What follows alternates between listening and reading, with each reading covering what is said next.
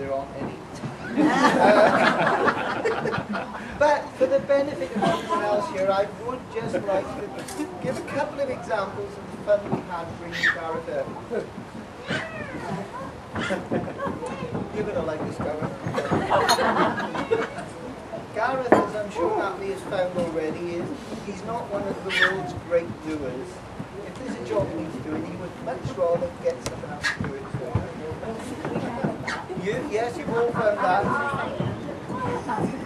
If it's DIY, you won't go anywhere near it.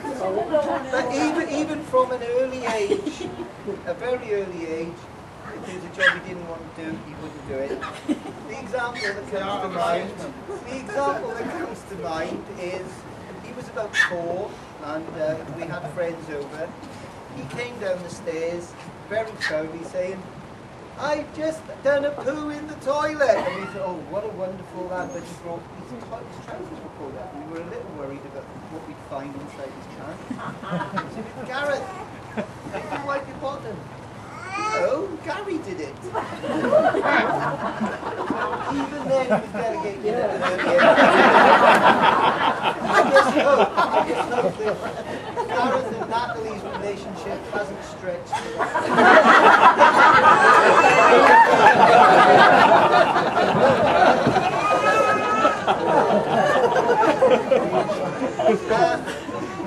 The other thing I wanted to talk about, when they were growing up, my children, I had a little concern for the way my wife was bringing up the children, because at a very early age, she was very keen on giving them a sex education. But when they were 4 or 5, which to me I felt uncomfortable with, I thought that was a bit too early. And one time we went out for Sunday lunch in the local British Legion Club, as you do in Wales, and Gareth went to the toilet and he came running out really, Dad, give me 50p! 50p? Why do you want 50p? Just give me 50p! Why do you want 50p? Knight Rider! They've got Knight Rider in the toilet!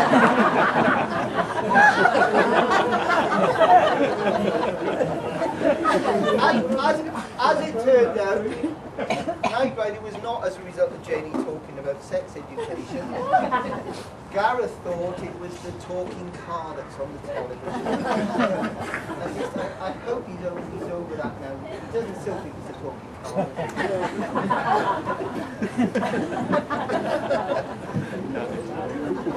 Anyway, to finish off, before I raise the glasses for a toast, I just wanted to bring to your attention there have been some little badges on the table which we bought from the Bristol Royal Infirmary for Children.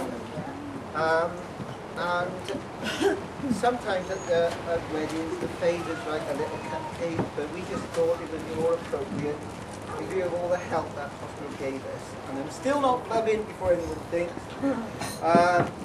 That we wanted to give something back to the hospital.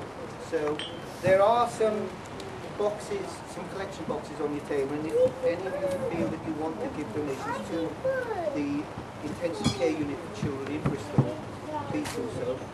And I'll collect my £20 later.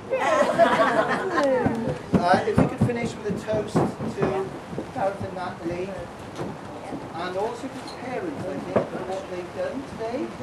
All this talk about Natalie planning everything, I'm sure we all had a hand in it. So, to Gareth, Natalie, the parents, and Nick.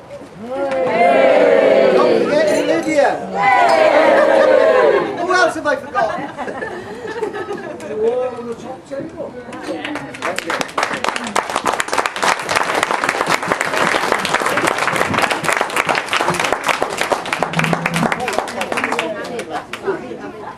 Ladies and gentlemen, I ask you now to please pray silence for Mr. Gareth Stern.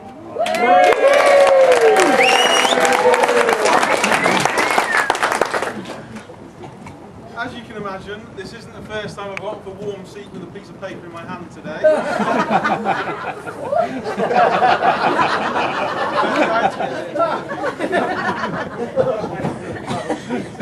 Right, now as is tradition for the Groom Suites, there will be a number of toasts, so please don't neck your glass in one go.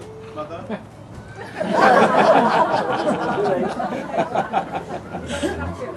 Right, first up, the parents, Kevin and Cindy. First of all, I'd like to thank you for having such a beautiful daughter and for allowing me to marry her. I hope I do you both proud. I'd like to thank you for everything you've done today. You've made me feel a part of your family for many years now, and I genuinely couldn't ask for a nicer. So as a token of our thanks, this is your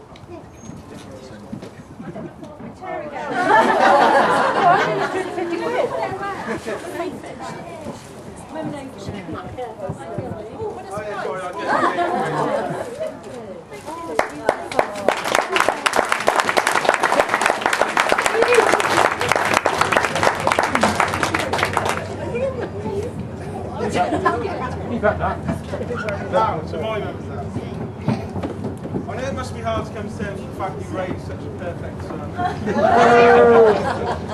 But I do feel extremely lucky to have such wonderful parents. You've always been there for me when I've needed you. And, well, again, I'd like to thank you for everything you've done today. So, again, that's all. What did you start to get there?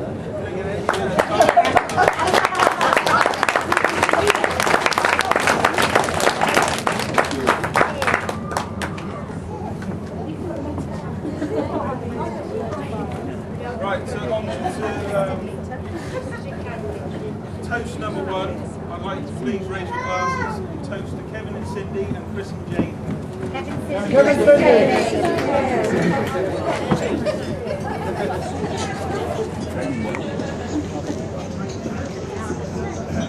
To our bridesmaid Lydia, I'm sure everyone agree you'll look after the stand today.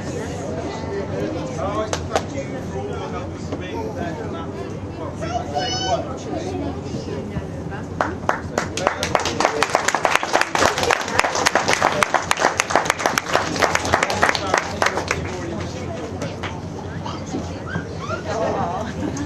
I'd also like to thank the prettiest little girl in the world, wherever she is.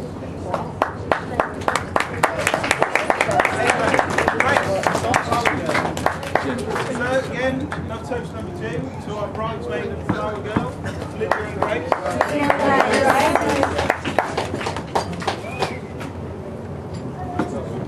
To Nick, my so-called best man. I don't want to thank him too much at the moment because I don't want to do what he's about to say. Hopefully he hasn't been speaking to the people on table 10 But I would like to say a big thank you for organising a great stag do. I love it. Despite a few people's, they did their best to try and ruin it. Anyway, I have got you a present, but I'm not going to give it to you yet. Hold fire on that one. To Nick, the best man.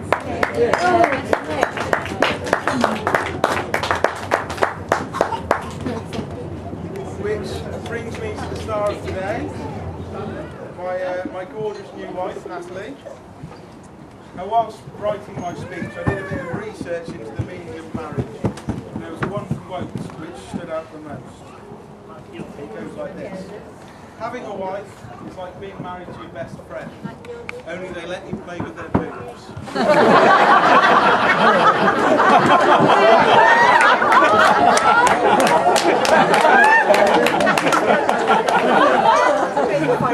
More Homer Simpson.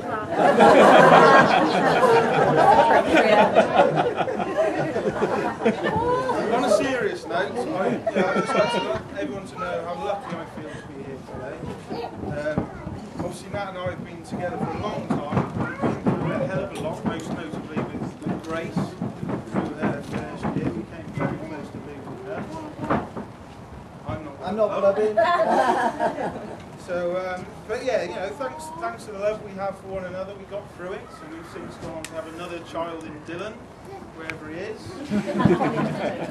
Nat has proven herself to be a wonderful mother, so I couldn't be any luckier, to be honest.